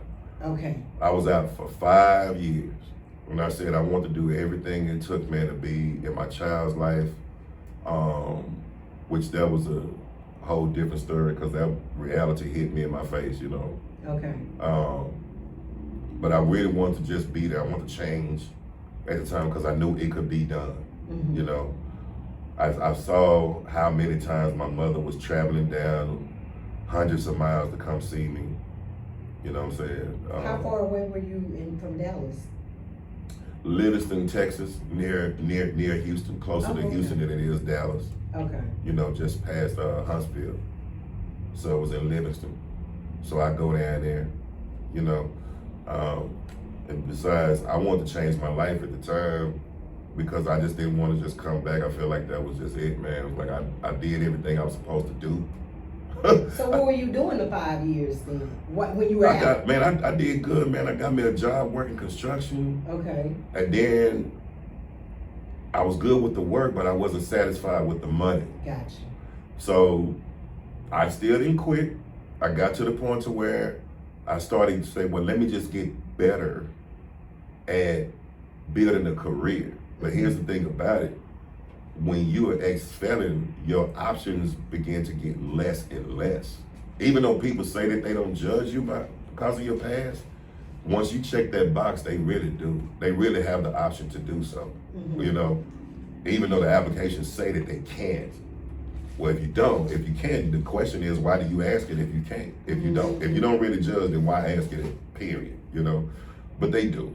And so when you check that box, I realized like, man, it's either I'm gonna be doing this, I'm gonna be working construction forever. So one day I turned back around, I took my last check, it wasn't my last check, I took my whole paycheck and I went and bought me some interview clothes. And I said, I'm gonna go look for another job. I'm going to look for a job that's going to pay me for using my mind. Okay. What? I don't know. Because I never used my mind strategically in a professional setting before. But I want to get a job that's going to pay me for using my mind. So the job that I got was like a telemarketing service. I forgot what it was, where Silverleaf or something. It was something. Okay. But anyway, I started learning how to get the game better. That's one thing I've always been good as learning and learning fast, right? It was even when I was in the streets, I've always got good at learning fast, picking up something really fast. And so I was picking up how to carry myself as a professional. And so I went from there to working at the Army and Air Force Exchange Service. I got a chance to know which was going to be my second daughter's mother at that time, because the relationship with my first daughter's mother didn't work out. Turns out she wanted to be with the guy that she left me for in prison. And that wouldn't have been no problem. The problem was when my daughter started getting real attached to me, and the dude that she was with started feeling some kind of way, because he's been there apparently since my daughter was freaking born. Okay. You know what I'm saying? Didn't even know that part. You know what I'm saying? Like, man, y'all been together that long? Like, yeah. So he's feeling like my child is his, even though he knows biologically my child is not. You know what I mean? So it caused some kind of friction there, and then so my daughter's mother started trying to keep me away or keep her from seeing me, even my whole side of the family. You know what I'm saying? So I think that hurt. That hurt. I ain't gonna lie to you, man. That hurt, because a lot of things what I had to do with changing my life revolved around her. The reason why I wanted to do good, the reason why I was gonna stay out of trouble, the reason why I was gonna stop slanging or banging or carrying guns and stuff like that, because I got a child to raise now. But once you snatch the child away from me, I ain't have no more reason. You know what I'm saying? Like, you snatched my reason. Gotcha. It makes sense. Yeah, so I got back into the hustling thing a little bit. Not much, a little bit. I learned how to, I learned from my sister's boyfriend at the time. Her baby daddy, dude was hustling and had a job at the same time for years, right? Sold these pounds of weed and stuff like that, but he always had a job, so he never got caught. To this day. You know what I'm saying? Now, I ain't saying he's slanging to this day. I'm saying that he's one of the only people I can say never did no time, never got busted, because he was disciplined in how he balanced the two. You know what I'm saying? And so I try to do like him, Well, let me ask you this real quick. Now, what was harder, like you surviving prison or re-entering society? Re-entering society is always the hardest. Yeah, and it's not until this second stint. Now I don't know how much time we got, but this second stint really is what really took a turn in my life. So what did you do to get into that second stint? I crashed in that first 5 years. I crashed hard. I crashed hard, man, because it's gonna be a hard one, man. All right, so I was doing good. I ended up climbing up the ladder. Okay. And I ended up getting me a job working at IBM Corporation. Okay. Right? And back then, they didn't really care about no degrees and all that stuff. When I told you, I never had no education. Only thing I had was a GED that I got in prison. But I could sell my ass off, man. I could sell my butt up. I could sell it. You know what I'm saying? Like, for real. Whatever it was, I could sell it. And so they gave me a spot working intern at 1 year probation, working at IBM Corporation, just to see what I could do. So they kept it 1 year because of my background and all that stuff. Okay. And man, I'll tell you, I was killing it, man. To the point to where I ended up going out the internship, making it to the top floor as a marketing specialist, and became one of the top salesmen in the country. Wow. Yeah. I was a top marketing specialist, man. I could generate like no matter what in the country though. At 24 or 25? 25 years old, man. You know, that was a high accomplishment for me. But the main thing I love was that now I got my life back like I used to have when I was a drug dealer. Okay. But it's legal now. You know what I'm saying? Like I'm living on the north side of Dallas. I'm married again. I mean, not again. I'm married for the first time. Found the love of my life and everything. We living on this side, you know. She had 2 boys. I mean, she had 3 boys. And man, they loved the hell out of me. So it was like everything that I lost, I got replaced, you know. But it was like I was making enough money to have 4 different cars in the driveway. Okay. I was good. Life was good. She was good. You know what I'm saying? And everything. But I was so happy, man, because it was legal. Okay. You feel me? And yeah, man. And then September 11th hit. And my life changed forever that time. How? Because when September 11, 2001 hit and World Trade Center crashed, the IBM Corporation headquarters was inside the World Trade Center. And as a result, I was the first of the 3,500 people to be let go. Wow. Yeah. So you had to keep up. I had to keep up everything. I had to keep up appearances. I had to keep up my sanity. It was like, man, I can go find me another one. You know? I can find me another one. It's no problem. I can find me another one. But I couldn't. The whole country was in disarray. Right. You know what I'm saying? At that time. Like, our economy plummeted. And I tried my best to just look for work, man, but I couldn't find nothing because outside of that, if I couldn't do the corporate, the only job experience I had was construction when nobody hired. And then if I did have a job, it's like, well, who's gonna take care of all these expenses that I have? Yeah. You know, all these expenses that I have. I got my kids going to a good school, right?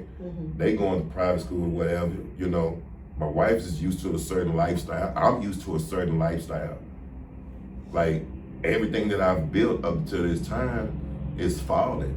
And I'm trying to keep up, right? Because I know what's finna get ready to happen. I can feel that old cash coming back in me. I can feel it. I can feel it. But I know. Cause you in survival mode. I'm finna hit survival mode. And the only person that know how to survive is Cash. Gotcha. You feel me? And Cash ain't never stayed out of prison. He ain't never, you know what I'm saying? Never been out the streets. Like, if I start doing this, I'm finna lose everything. And I tried my best, man. I tried, man. I went on job interview after job interview so many times, man. And it was so disheartening, people telling me no. No matter how much experience I had. Do you think they were telling you no because you were ex-convict? Yeah. Oh, okay. It's because reality hit. IBM was the first one they was the first and only ones to look past my history so I can get this job, right? But nobody else wasn't. When you're talking about now, the economy is changing over, unemployment is rising. Now they only gonna hire who's the cream of the crop. Yeah. You got people that went to school to get degrees for what I knew how to do naturally. But if you're talking about going to another company, then people don't know me. They gonna choose the person who got the degrees first. You just an ex-con with a lot of admiration and some awards, but what is that gonna make us, what is that gonna do for us on paper? So the doors was closing on me, a lot.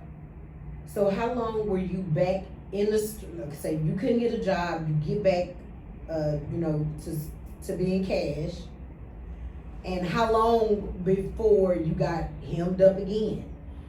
Man, I took that dope. I took that severance pay that they was gonna get, that they gave me. I went and did what I did. You know, Okay. I went to my brother-in-law first, man. I want to start out with 4 pounds weed back then. That was my first startup. Give me 4, you know. broken down, like, okay, let me do what I do. Because I wanted to start out with something that was like, I ain't want to go back to the heavy crack game again because I knew what kind of customers that brought. Okay. You know, so I started off with that. Now, but check this out. I ain't just got street knowledge. I got IBM sales knowledge. Yeah. Man, I'm not even saying to be bragging, but boy, I brought marketing experience to the streets. Right. Like how to buy the different bags, make them bigger, how to get certain type of weed and stuff like that could fluff up, that could be enough for just what used to be a dime bag, put the dime bag, take the weed, put them in a 20 bag, fluff it up, and now it looks like a 20 sack, but they think that they get more because it's already broken down. Mm-hmm. Tell the difference between the boy and the girl, the different types of the different stuff. Like I'm putting out there just little stuff, you know what I'm saying? Just the little things, different color bags, different color packs, opening up, making sure to stay open when everybody else closed, right? When they making sure that they knew that the shop was open on Fridays, right? During certain times, Sundays, to 2 a.m. It was a shutout time. You know what I'm saying? Just like ran it like a real business, and the shop blew up. You know what I'm saying? Just like before you know it, I got 4 of them now on every street, every main street in North Dallas, from Northwest Highway to Fair Oaks to all the way to Royal Lane over there for Dakota Apartments. It was used to be, I don't know what it's called now, all the way down to Forest Bend, all the way back to Forest Lane. You know, same way. And then so how long were you? That's what. So you doing this? Mm-hmm. How long before you got caught up with the police? I got caught up with the police. I did that for 2 years. Okay. Yeah, I did it for 2 years. So you get caught up. And what was the sentence for that? 15. Oh, wow. This time it was 15 aggravated years. So what made it aggravated? What made it aggravated was me, a drug deal that went bad. Okay. Right. It was that's what it was. Drug deal that went very, very bad, man. You know, me going off the rules. Yeah, you know. Like, but let me bag it up. Let me bag it up just a little bit because I need some more context because it's not just that. Okay. What led to that was me starting to have. I think I was like losing my mind after a while. You know what I'm saying? Because I knew no matter what I did, I could feel it. It was like I was walking around with a dark cloud over my head. I wasn't even myself no more because I was doing something I know I didn't want to do because I ain't never did it. I did this well, but I never stayed out long.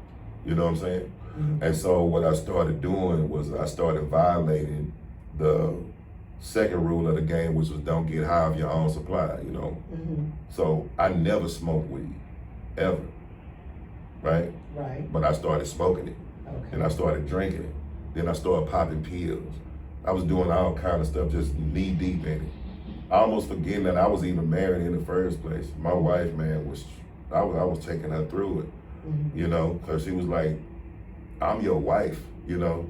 You gotta come home at a certain time, you know what I'm saying? It's like you married now. What you doing? You acting like you're in the streets, you know, and everything. I was like, and my whole excuse be like, you know what I gotta do to keep supporting all this stuff, this high life that you like living in, these clothes and stuff that you love wearing, this jewelry and everything. It's like, I gotta keep doing this. But at the end of the day, I ain't want to tell her that that's all I knew how to do. Mm. That was it. If I didn't know how to, I had very little experience in living legally, but I had a lot of experience in the streets, years of it, you know? So I'm gonna go back to what I knew how to do that made me feel comfortable. The street life made me feel comfortable again. So I needed that. But I knew that the street life never did last. It wasn't gonna last. And me knowing that it wasn't gonna last, like that thought that I always had in my mind, that I was gonna die by the age of 25, that was coming over my head. So it got to the point to where I was just depressed, man. I got into a state of depression because I didn't know how to get out. I ain't know how to ask for the help. I ain't know how to ask anybody to help me understand what was going on in my life. I needed somebody to let me know it was gonna be okay. You know what I'm saying? But as a man, I couldn't ask nobody. My daddy, he was back in prison again. Oh, okay. You know, he's the only one I know that really would give me the advice that I need to hear, that really loved me, you know what I'm saying? But he in and out, you know? And so I'm getting depressed. I got a baby brother. My baby brother's of age now, you know? And I was like taking care of him. He always looked up to me. Right. And I was telling him that, hey man, just don't be like me. Don't send my mama through, don't send my mama through what I put her through. Don't make your mama cry. Make her proud, man. I said, go to college. Now I'm telling him to do stuff I wouldn't even do. You know what I'm saying? But like, man, I'll give you whatever you want. As long as I'm out here hustling, you can do it. So he stayed with me for like 2 summers. And I blessed him with everything. You know what I'm saying? Because I knew he was out there trying to bang. You know what I'm saying? He was out there trying to gang bang, you know. So I made a promise to my brother. I said, if you be the first one to go to college, graduate from high school the right way, and go to college and make mama proud, because you'll be the first one out of us 3. I'll give you whatever you want. And I'll teach you how to survive in these streets, if that's what you really want to do. I said, okay. How much younger is your brother from you? 11. Oh, wow. Okay. Yeah. Yeah, he's baby brother. Yeah, he's the baby brother, yeah. And so we made that deal. So I taught him everything that I knew, because I wanted him, if he gonna do it, I can't stop him from doing it, because my mom, they couldn't stop me from doing it. Right. You know what I'm saying? It's like, so I want you to survive, bro. I don't want you getting out here and getting killed, you know, because I remember everything that used to happen to me, you know. I damn near died so many times, man, you know. But I was like, I don't want that to be you. I don't want you getting shot and stabbed and ganked and robbed and all that stuff just to learn how to survive. So I taught him the rules, you know. If he was, he was banging and stuff like that, you know, blood, okay, it's blood history, bro. This is right here what you do. This is how you be a real blood. Don't be no faker. Put you down, you're gonna learn how to be put you down for real. This is what you're gonna do. This is how you need to do it. So I taught him everything he needed. And then, you know, when he came to his clothes so he can look good in school and stuff like that, he ain't have to worry about nothing. All his clothes, all his shoes, top grade. So he went there and he ain't have to touch the streets at all. And so that was the deal. You know what I mean? So later on, I felt like that was the high point for me, for at least teaching him how to survive. But even though I'm teaching him how to survive, I still had that feeling like I was gonna die. So I got to that point, man, where I think when you get to the point, man, it's a certain point in your life, it's almost like you become suicidal. Even if you don't kill yourself, you know, because it was like, you basically just being reckless. So you start being real reckless. Gotcha. You stop caring about living or caring about retaliation if you're doing something to somebody. You know, you stop doing all that stuff. And I got to that point to where I got real reckless, man. You know, because the drugs and the gangs, the guns, the alcohol, you know, the stuff I was taking and stuff like that. I got real grimy towards the end, to the point to where I knew I was gonna die. So to the point, I sent my wife and my kids off to go live with their sister, because I felt like them being around me was gonna get them killed. You know, because I knew I wasn't gonna be here. And so I ended up getting locked up, you know, towards the end of that year. But it was like before the end, right before the end, it was another drug dealer like me that had a little thing going on over there in the north side. And for some reason, man, dude felt like he didn't want to pay me my bread. You know what I mean? Okay. He didn't want to pay me, you know? It was like, and then what's so cool about it was, I ain't even need it, you know? I ain't even need it. But the fact that he felt like he didn't want to pay me, and set me off. See, that set me off to the rules of the streets of the prison. You know what I'm saying? And even in prison, the rules in prison. You know, you let one make it, you gotta let everybody make it. Cause once somebody find out this one person didn't pay you, and the next person find out, that's open the door for everybody. So just like I did, just like I was taught in prison, you better make this example out of one to set the tone, to send that message out to everybody. Right. So yeah, man, that's what I did. You know what I'm saying? Like, I don't even want to send nobody to do it. I could have sent somebody else after him. But I was like, nah, I do it myself. So what you do? You shot him? I was gonna shoot him. Okay. Yeah, I was gonna shoot him until he was like, God bless him and me, because I'll still be in prison right now, right? But I was gonna shoot him, you know, because I drawed down on him, you know, touched him up with that pistol a little bit, embarrassed him in front of his people. Then I was gonna go ahead and, you know, cock that hammer back and let him have it. But he took out running. Yep, he took out running. Okay, and you let him get away. Oh yeah, I was too high. I couldn't catch him nowhere. I wasn't even gonna embarrass myself like that trying to run after somebody. No. But yeah, the police ended up coming to my safe house where I had everything in. So they called the police? Yeah, they called the police, man. That's what let me know, man, the streets wasn't for me when street people started calling the police. Wow. Yeah, man. I'm like, oh, that is the first for me even hearing that. Yeah, man. They called the police, man. Sure Was did. it the dude you ran down? Do you know who it was? They called him? I don't know if he called him, Or but he the his one who people? showed up in court and testified against me though. Oh, okay. Yeah. They used him as a material witness against me. Wow. Because I was the bigger fish. At that time, the DA said between the two, knowing that he was a drug dealer too, like me. Right. You know what I'm saying? But I was the bigger fish, and they gave him a deal to testify against me, so they could send me to prison. Because you know it was better for they records, and then you know for they profile. So you get 15 years. I get 15 years, man, for aggravated robbery. And how much? I said, I'm like, how you gonna sentence me for robbing another drug dealer? Right. You know what I'm saying? How you gonna? What kind of crime is that? You know what I'm saying? Right. Like I couldn't understand that. You know? Amongst criminals, that's crazy. Yeah, man. So how much time did you have to do of the 15? 10. Okay. Yeah. So I have to do 10, man. So obviously this is not like the first time. No, it ain't nothing like the first Where time. did you go this time? I went to LS1 unit in Huntsville. Okay. Yeah. But this time though, What had changed? Things changed. Like what? Like when you went in this time, what did you immediately say? Oh, this ain't like. It used to be like the gladiator. Well, for one, I realized a lot of people was older.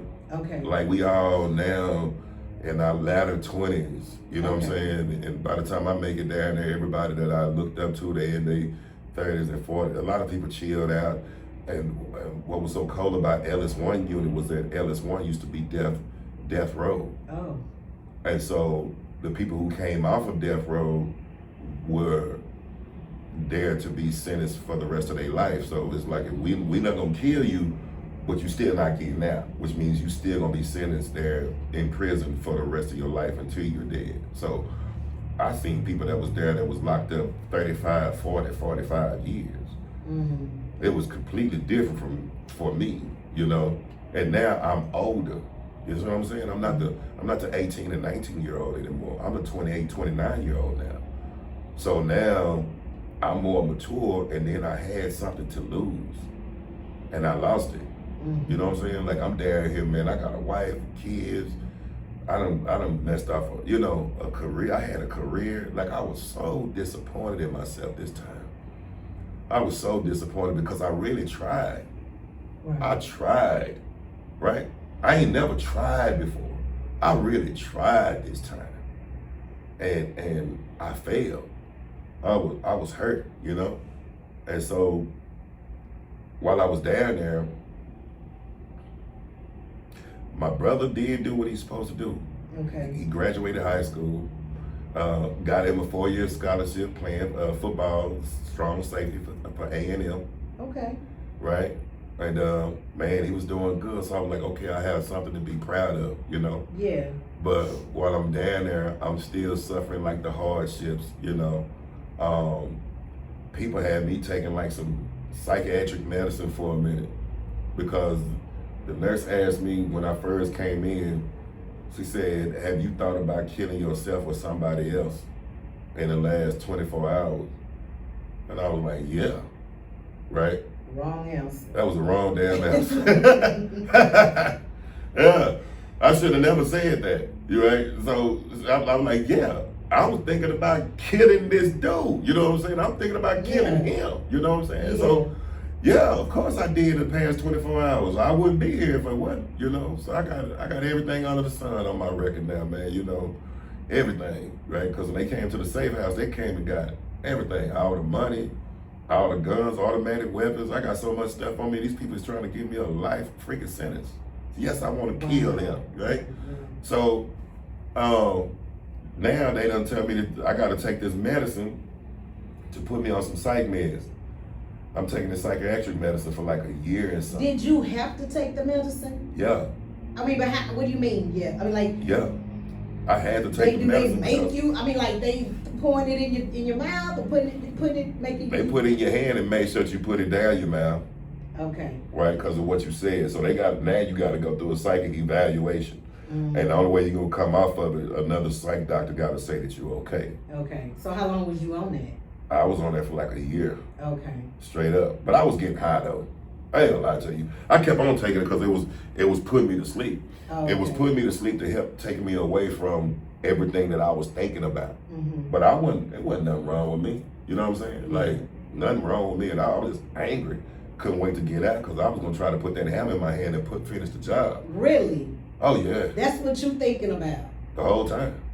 Really? Yeah. Because I was mad for him. Like, if it weren't for you, I wouldn't be here. Still not accepting no accountability, though. You know what I'm saying? So at what point did you? Later on in life.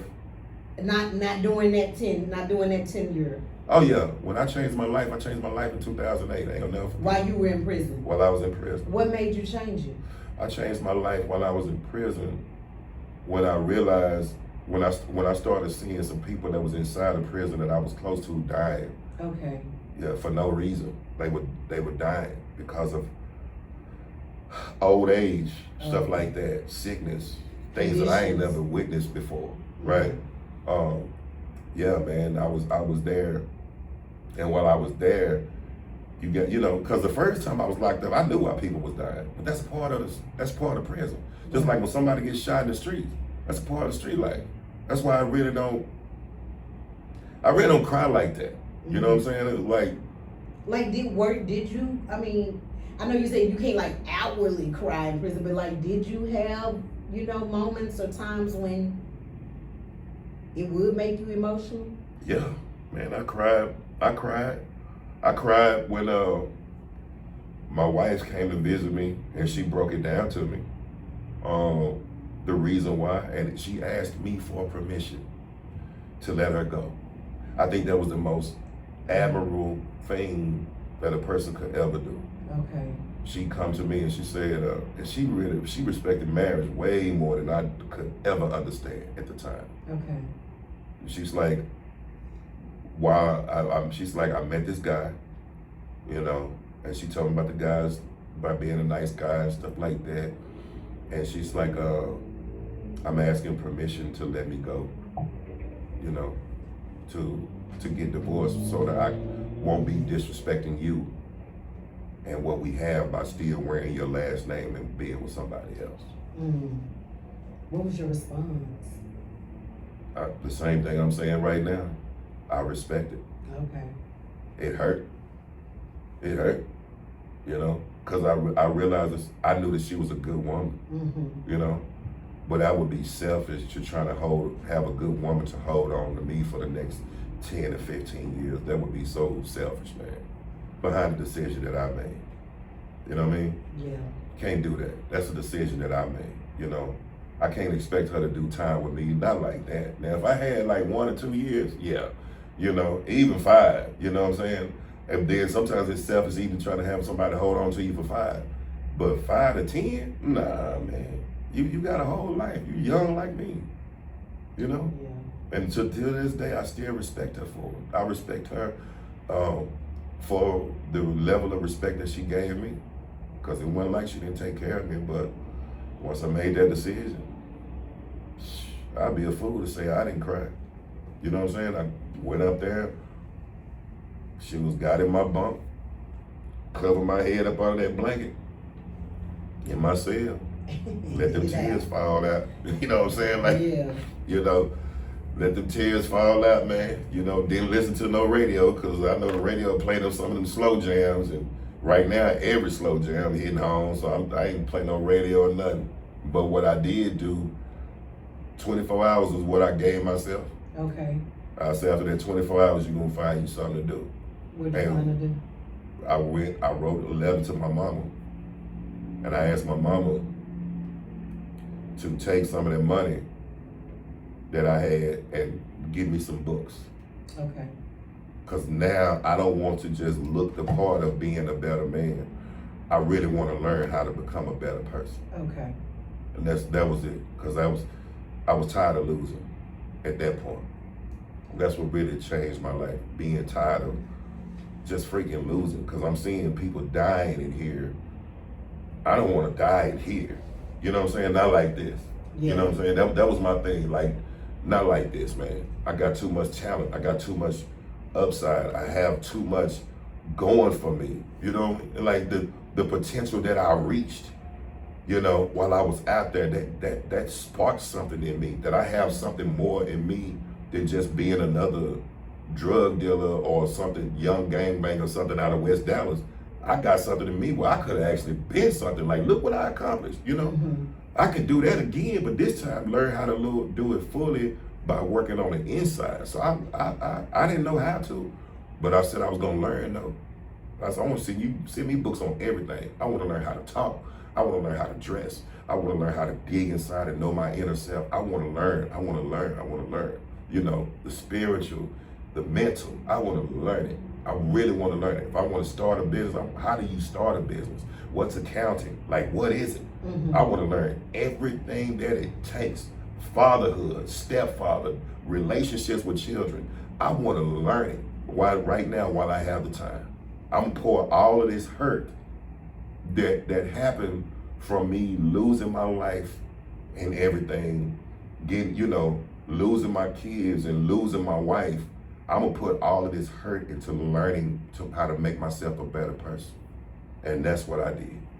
So how did things change once you did your 10 years flat, you got out, and I mean, did you get right into speaking, or like what was the process of you starting your life over?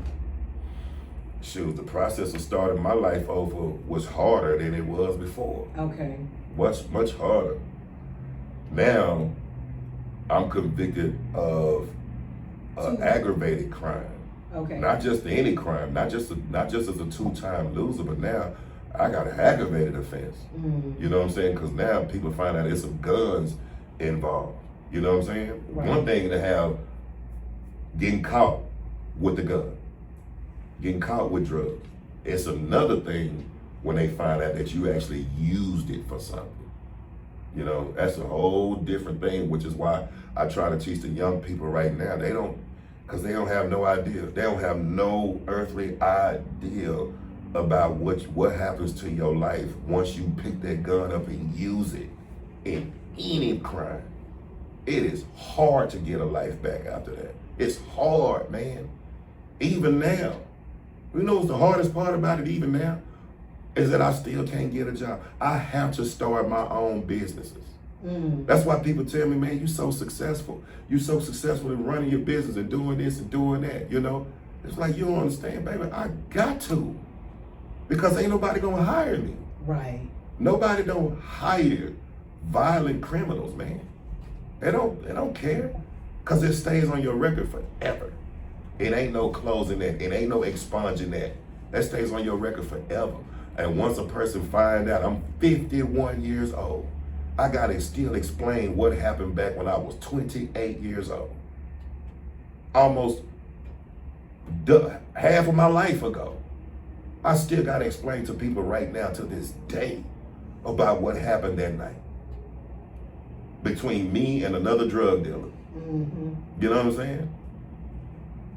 They don't understand how that is and how that impacts your life. So yeah, I had to start out. The only job that would hire me at the time, man, I went to a halfway house. I stayed in a halfway house, and my mom and them, nobody would want me to do that. I was like, Mama, I don't know how to live. I've been gone for 10 years. What I'm gonna get out and do? Right? I don't know how to open up a bank account. Never paid a real bill before in my name. Mm-hmm. You know what I'm saying? Like, I don't know how to do any of that stuff. I don't even know how to navigate around my own city. 10 years, a lot has changed in 10 years. People telling me this and that. I don't know how to do any of that stuff. And the only way I'm gonna know how to do it, I need to sit down and see what the world is like on the outside for at least 3 months. Let me go to a halfway house, and that's what I did. Because when I went to a halfway house, the halfway house set me up with a job, taught me how to open up a bank account, taught me how to open up bills, and whatever classes I needed to take or whatever for anger management, relationship goals, AA, NA, doesn't matter. They have all this stuff there. And you can take it for free while you're there. So I was like, that's the smartest thing to do. But you're gonna have to sacrifice going home. Instead of going home, you gotta sacrifice going there for 3 months. That is not a sacrifice to me. Right. I've been locked away for 10 years. What in the world, what is 3 months gonna do? And you had a lot of people not gonna do that. But I'm willing to do that because I was that serious about changing my life. And I wanted to give my mom and them something that I never gave them, which was an opportunity to see me be something different. Not just say it, actually be it. So how long have you been out now? From 2012 to 2026, 14 years. Okay. So for like, who do you hope will see this, and what do you want them to get out of it? I hope that it's a mother or a father out there with somebody who's younger that needs to hear this, that hope that if they're going down that same journey or potential thereof, that they see this, and maybe somebody else telling them would do a whole lot better for them than what they could. I'm hoping that my children, you know, the ones that I never got a chance to build a relationship with, especially my oldest daughter. My oldest daughter now is 32, right? Mm-hmm. So I'm hoping that she can find it in her heart to forgive me for leaving her when she needed me the most, you know, never having a chance to know who I am, you know.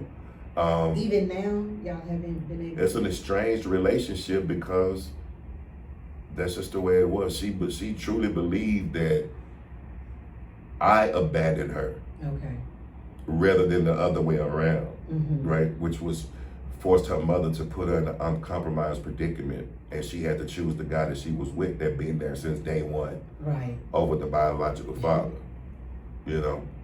And then knowing that, like I did, I wasn't gonna be out long enough to really build no relationship except be in and out of her life. So she chose to let her get to know and stay with the father that wasn't going anywhere. And that's fair.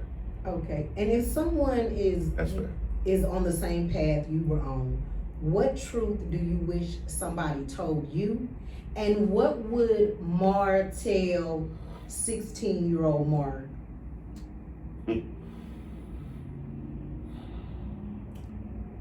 The Mar now would tell the 16-year-old Mar that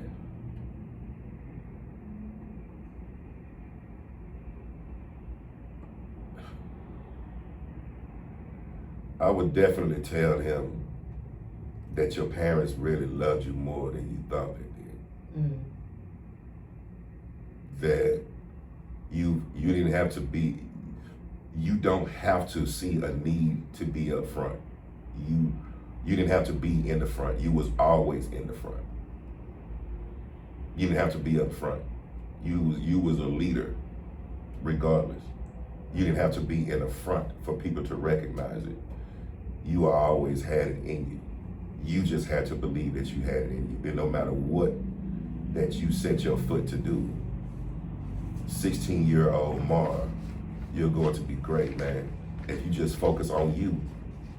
Just focus on you. And to my brother,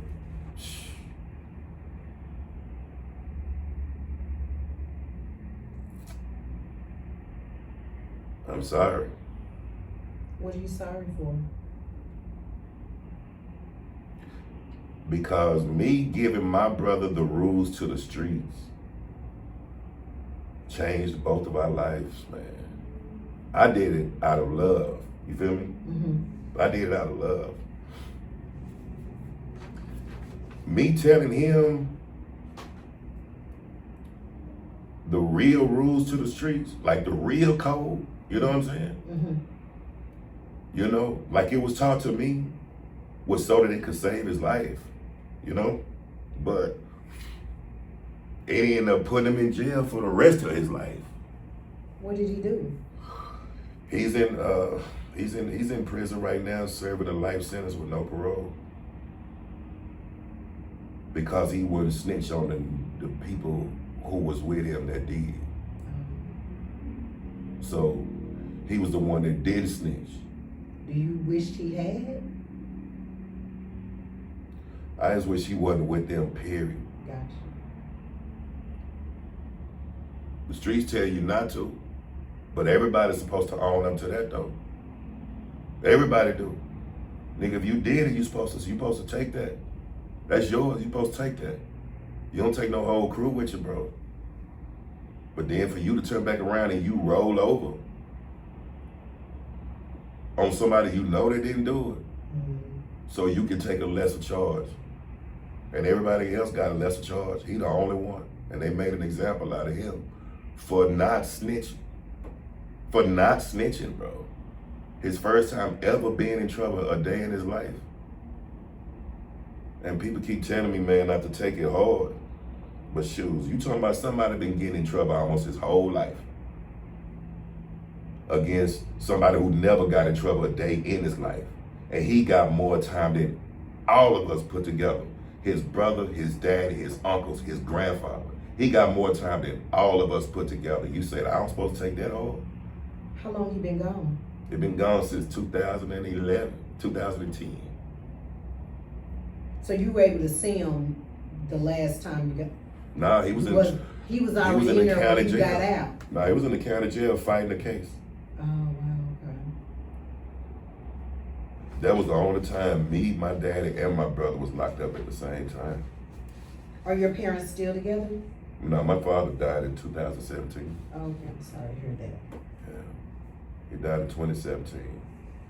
So why do you think that these conversations, like that you haven't had this conversation prior to now? Don't nobody care enough to ask. Okay. Most people think they care about what I can do, what Mark Butler can provide for them. They want to hear about the life that makes them feel good. They don't want to hear about life that make them feel bad. My life, that part of my life, they feel like ain't gonna change them. They want to hear the inspirational part, the part that makes them feel good. So when I do tell them that, when somebody find out that I actually did time, and you find out the real reason what motivates me to change other lives. Like I wrote my brother while I was in prison, and I told him how sorry I was, you know. And he wrote me back, and he was like, man, if you wouldn't have taught me what you taught me, I would have been dead by now. He said, but it's too late for me. Just save the next man. Right on. And I've just been trying to say shit.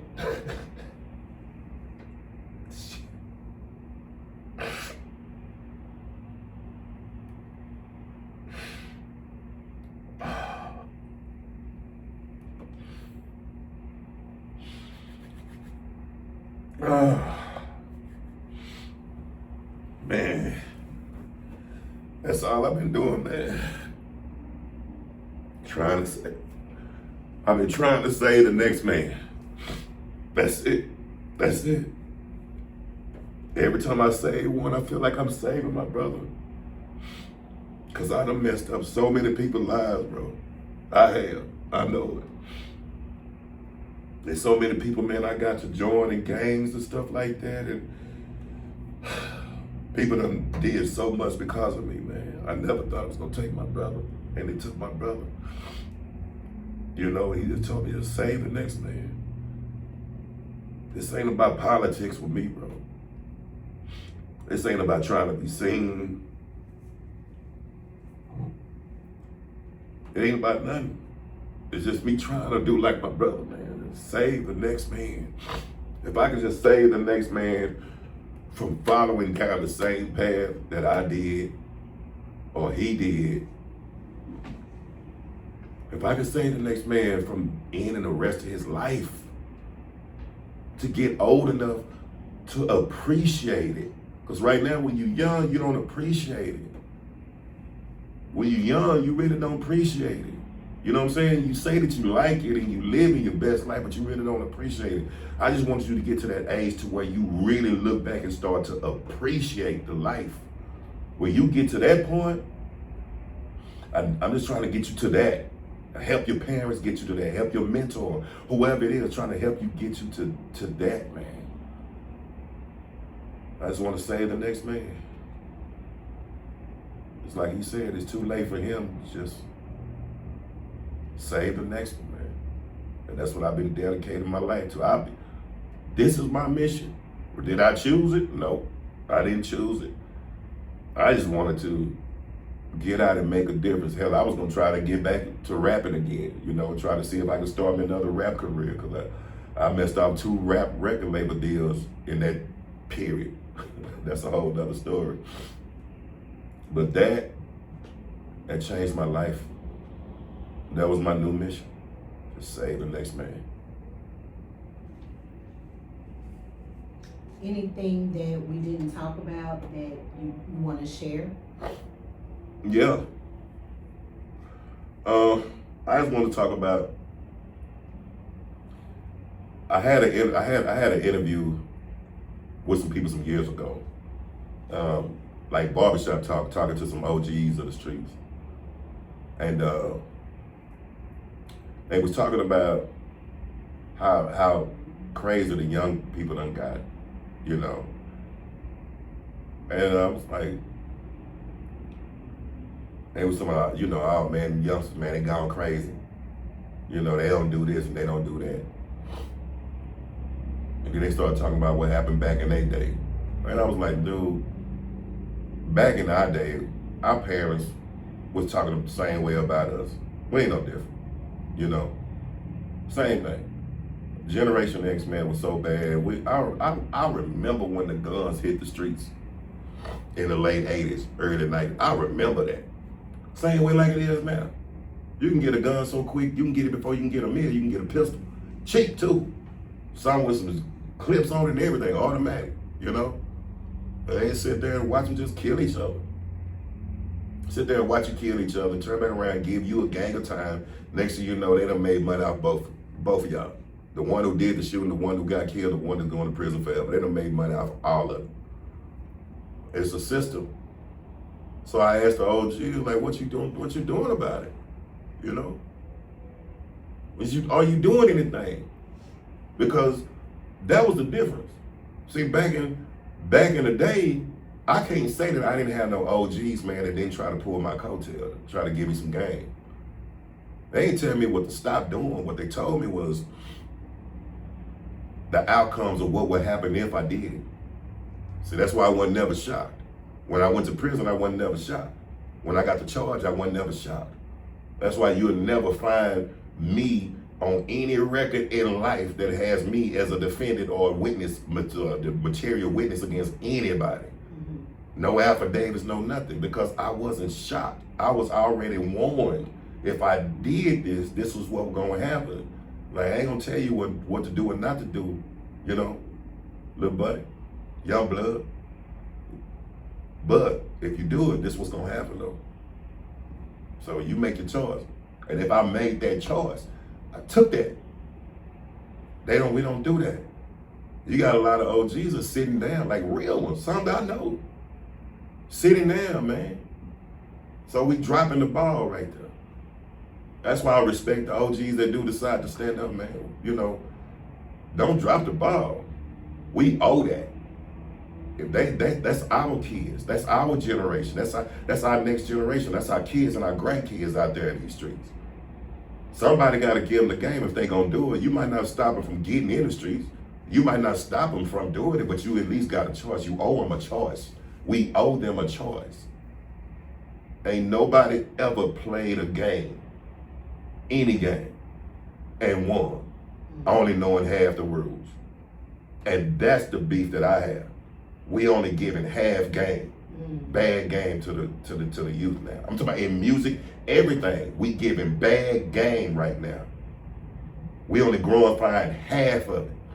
There used to be a time we talked about all of it. You don't hear no dead homie songs. You don't hear about no song about nobody going to jail, taking no pills, losing their mind, being depressed. You don't hear no songs about that. Everybody glorifying the same thing. And these kids, man, they eating it up. But it's only one half the story though. So we need OGs, male and female alike, man. We need people to stand up, man.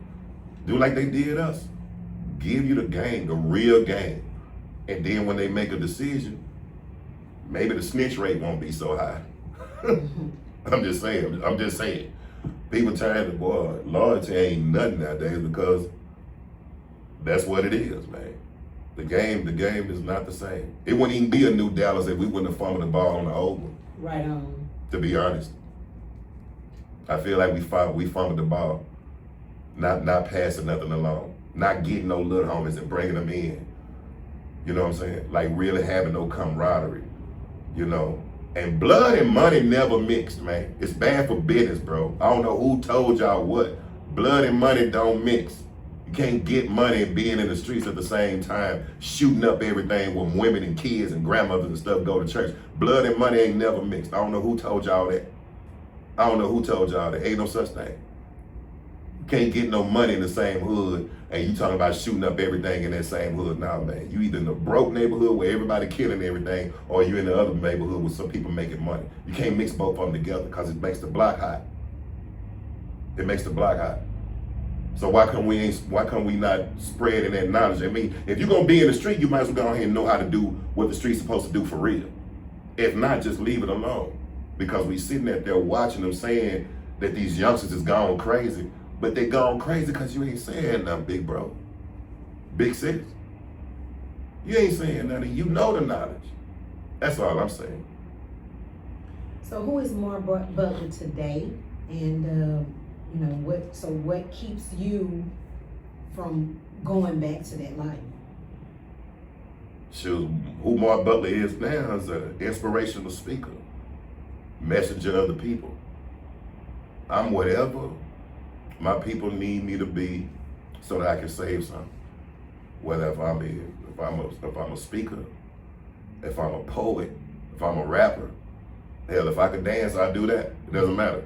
Whatever I need to do to send that message across so that we can continue to have conversations like this, so that I can honor my brother and my father, bring respect to our last name outside of being a hustler out of West Dallas, a hustling family from West Dallas. Have a different connotation on it. That's who I am. That's who Mar Butler is and will continue to be until I'm gone. And how can the people stay connected? Everything that you can find on social media ends with Mar Butler Speaks. That's MarButlerSpeaks. And that's on Instagram, Facebook, TikTok, YouTube. Email me. I answer back. Or you can just find me there. Check out some of those messages. Catch up to me and see what I'm doing. I would love to hear from people that's been impacted by it. Or if you have any kind of youth you want me to come speak to, reach out to me. We can get it going. We got to save our next generation, man, one individual at a time. And I am definitely right now, since I'm over 50, I am on a mission to help raise the next generation of community leaders. That's what we need more of. Not just leaders, not just structural, systematized leaders, No, not leadership academies, community leaders. We need people that really know how to raise up and take care of their own community. We need more of those. Call me. Let's work.